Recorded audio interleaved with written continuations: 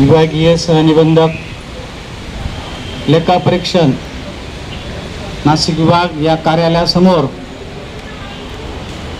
आंदोलनाला सुरुवात झाली आहे। आस्थाने तालुका मालेगाव जिल्हा नाशिक येथील शेतकरी आंदोलनासाठी बसलेले आहेत। प्रमुख मागणी आस्थाने सोसायटीमध्ये झालेला भ्रष्टाचार आणि त्यात नेमलेला ऑडिटर याने केलेली फितुरी, सहकार विभाग, जिल्हा बँकेचे अधिकारी तसेच सचिव यांनी संगनमताने कोट्यावधी रुपयाच्या झालेल्या भ्रष्टाचाराला पांघरून घातलं। ज्या त्या अधिकाऱ्याने आपल्या कर्तव्याप्रमाणे काम केले नाही, त्यामुळे शेतकऱ्यांचं कोट्यावधी रुपयांचं नुकसान झालं आहे। साधारणतः 2022 पासून या तक्रारी सुरू आहेत। 2022 ला शेतकऱ्यांच्या तक्रारीनंतर तत्कालीन सचिव निलंबित करण्यात आला। त्या माध्यमातून जिल्हा बँकेच्या अधिकाऱ्यांनी आणि सहकार खात्याच्या अधिकाऱ्यांनी सचिव सस्पेंड झाल्यानंतर दखल घ्यायला हवी होती, परंतु धृतराष्ट्रासारखे आंधळे आणि कुंभकर्णासारखी झोप घेतले प्रशासन अधिकारी सगळे यांनी दुर्लक्ष केलं। 6 महिन्यापासून पाठपुरावा सुरू आहे। ज्या कर्मचाऱ्यांनी फितुरी केली, ज्यांनी दुर्लक्ष केलं, त्याचे दुष्परिणाम आज शेतकऱ्याला भोगावे लागत आहेत। घेत असलेले गळेलठ्ठ पगार आणि त्यात त्यांच्या कर्तव्यात असलेले कसुरी, बँकेच्या अधिकाऱ्यांना ज्यावेळेस मी कल्पना दिली की हे तुमचं कर्तव्य आहे, हे तुमचं काम आहे, शेतकऱ्यांच्या जीवावर बँक चालू आहे, बँक तुम्हाला पगार देते, परंतु मुजोर आणि बेशरम अधिकारी उलट शेतकऱ्यांच्या संदर्भामध्ये अपशब्दांचा प्रयोग करतात। त्या निर्लज्ज बँक अधिकाऱ्यांकडे आम्ही स्वतंत्र आंदोलन उभं करणार आहोत, परंतु ज्या ऑडिटरला 3 महिन्यात काम पूर्ण करा म्हणून आदेश होते, त्या बदमाश ऑडिटरने 15 महिने लावले, पाकिटे घेतले, भ्रष्टाचारांशी संगनमत केलं आणि त्या ऑडिटरवर चौकशी झाली पाहिजे, त्याला शिक्षा झाली पाहिजे म्हणून शेतकऱ्यांच्या माध्यमातून पाठपुरावा सुरू होता। परंतु नेहमीप्रमाणे आंधळे, बहिरे आणि तोंड बंद असलेले 3 माकडांच्या भूमिकेमध्ये हे अधिकारी आहेत आणि कुठलाही दोष नसताना त्याचे परिणाम शेतकऱ्यांना भोगावे लागत आहेत।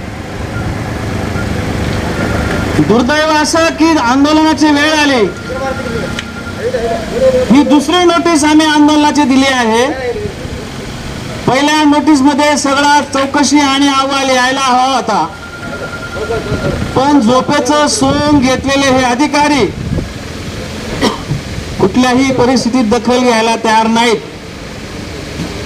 शेतकऱ्यांचा खरीप हंगाम तोंडावर आला, शेतीची कामं आली, रोजंदारीने मजूर मिळत नाही, स्वतः शेतकऱ्याला आपल्या शेतात राबावं लागतं। गेंड्याच्या कातडीच्या आणि निगरगट्ट अधिकाऱ्यांना शरम नाही, शेतकऱ्यांना इथे आंदोलनासाठी बसावं लागलं।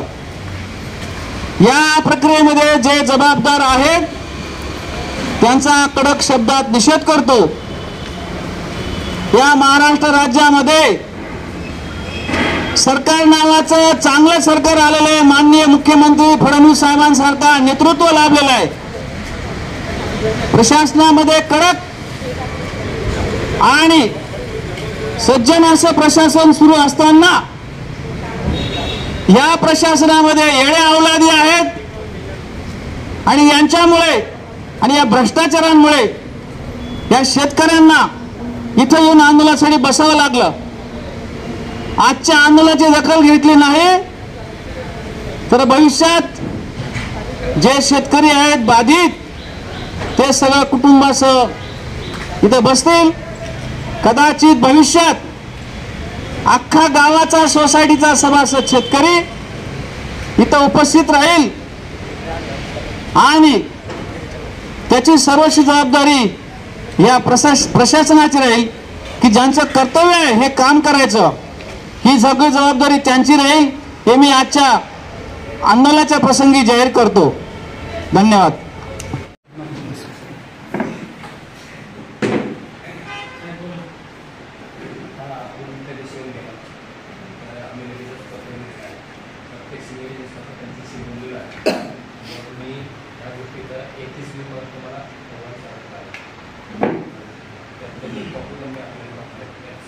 आपण म्हणलं होतं की शेतकऱ्यांच्या तीव्र भावना विचारात घेऊन एक तातडीने प्रकल्प होतं म्हणजे 31/5 पर्यंत कालावधी होती.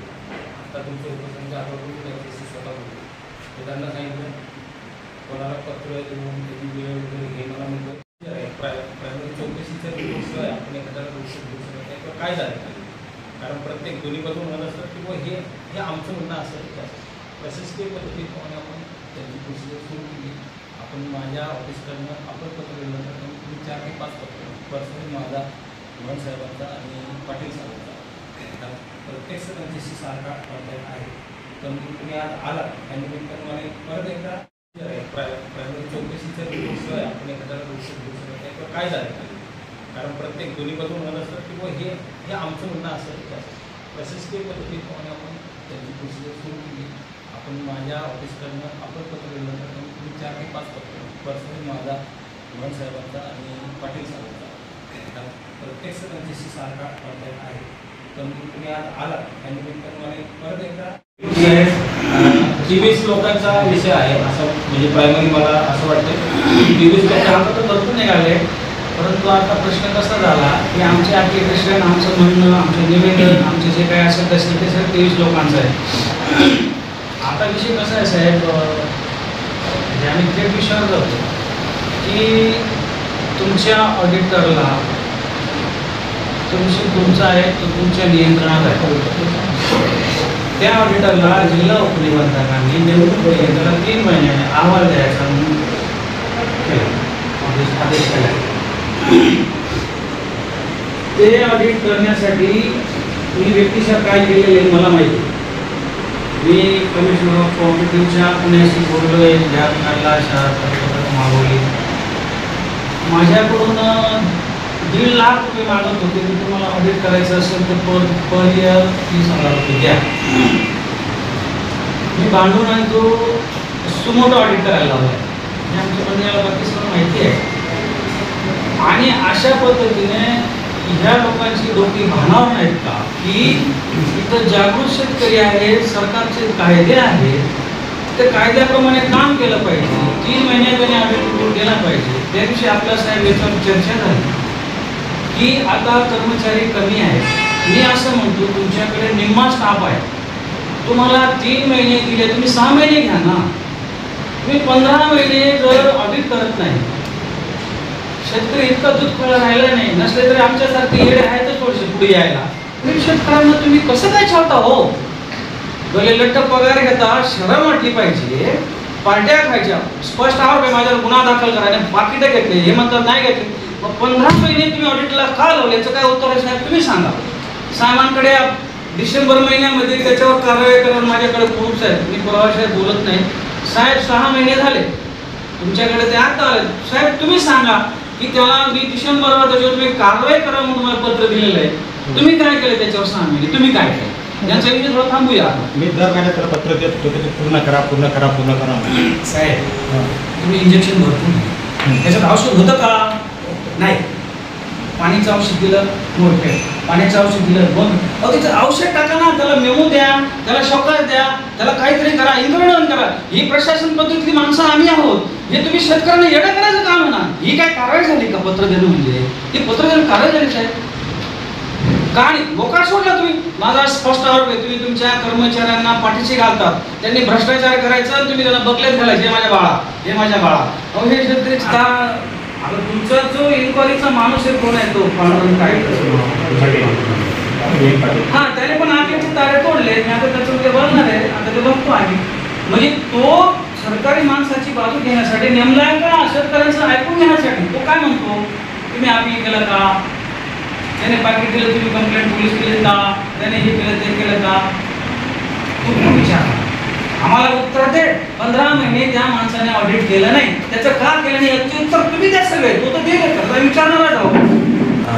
संपूर्ण प्रदर्शनासाठी आणि उपोषणासाठी आलेल्या सर्व सदस्यांना एक आज आश्वासन देऊ इच्छितो की श्री गवळी यांच्या बाबतीत आपण श्री पाटील यांची समिती नेमलेली आहे. ते चौकशी करत आहे. ती 31 मेपर्यंत त्यांना आपण मुदत दिली आहे. 31 मेला अहवाल प्राप्त झाला तर त्या अहवालाच्या आधारे पुढील सर्व कारवाई लवकरात लवकर आम्ही पूर्ण करतो याचं आश्वासन आजही आम्ही देतो. आणि जे गवळी म्हणून होते त्यांनी 15 महिने लावले, त्यांच्यावर पण काही कारवाई होईल? त्याबाबत जिल्हा विशेष लेखा परिषदेचे नियंत्रक कार्यकारी सर व्ही पाटाचा आल्यानंतर रिपोर्ट मी तो सगळा तयार करून या विभागीय समितीमध्ये सादर करतो. ठीक.